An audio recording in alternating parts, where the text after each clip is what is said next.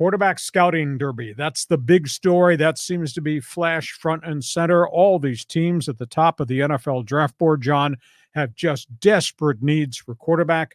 Caleb Williams, the USC Oklahoma star, is there. He's not working out, not taking part in any of the physical exams, but is having meetings, whiteboard sessions with teams that want to interview him.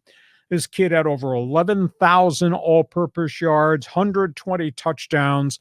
I don't know if he's today's version of Lamar Jackson or maybe yesterday's version of Patrick Mahomes, but he is really gifted. That's the number one pick in the draft, probably to the Chicago Bears. The mystery guy is the second name on your board there, Drake Maye out of North Carolina. Now, he's big. He's 6'5", 230 pounds. He's locked in as a pocket passer, big and physical. They had over 8,000 yards and 63 touchdowns last 2 years at North Carolina. NFL people say that he may have a little bit of Ben Roethlisberger in him in terms of style. Move the pocket, strong arm guy. The third guy, I think, is the wild card name, and he's really climbed up the board. I'm talking about Jayden Daniels. Started at Arizona State, went to LSU. His statistics, John, are staggering. He's like a one-man gang. 12,750 all-purpose yards, 89 touchdowns, actually 16,000 total yards, passing and rushing. Played 5 years of college football. This kid has kind of elevated himself because he's been so productive. I don't know who you compare him with because he's so active running the football, but Jayden Daniels. The next tier of quarterbacks are led by the guys out here on the West Coast. Bo Nix, Oregon.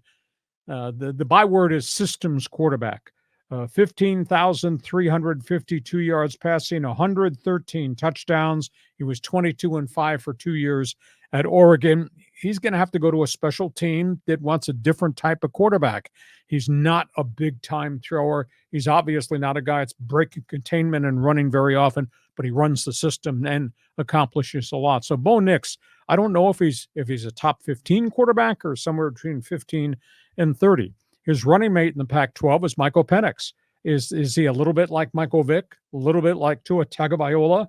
He had 13,000-plus yards at the University of Washington, 25-3 with the Huskies over a 2-year run. He's probably at the back end of the first round.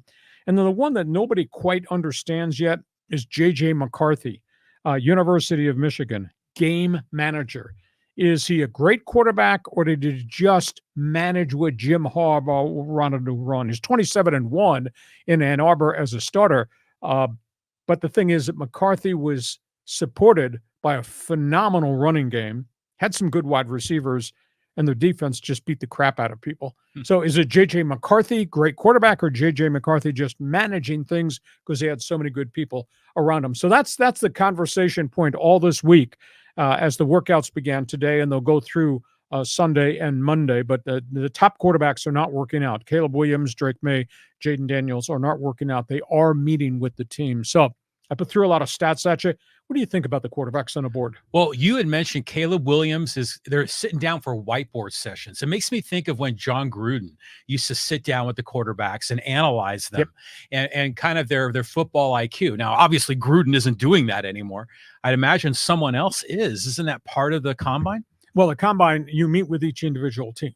Mm-hmm. You have 20, 30 minutes session.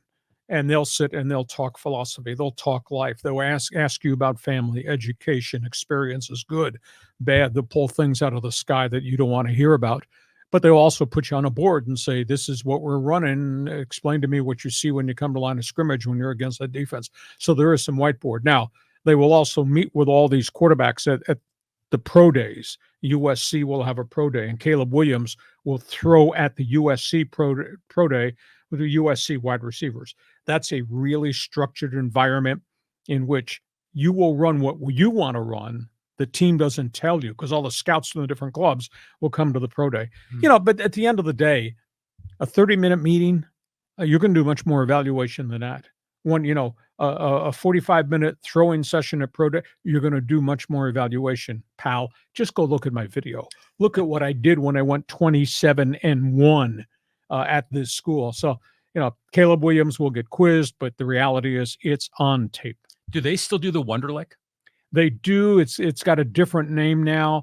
I don't think the Wonderlic test is held in as high esteem as it was back in the day because you're doing all these private interviews with guys. It's not like they walk in to the Rams training facility and they give him 10 pages of questions in which he's got to check off. It's not like that.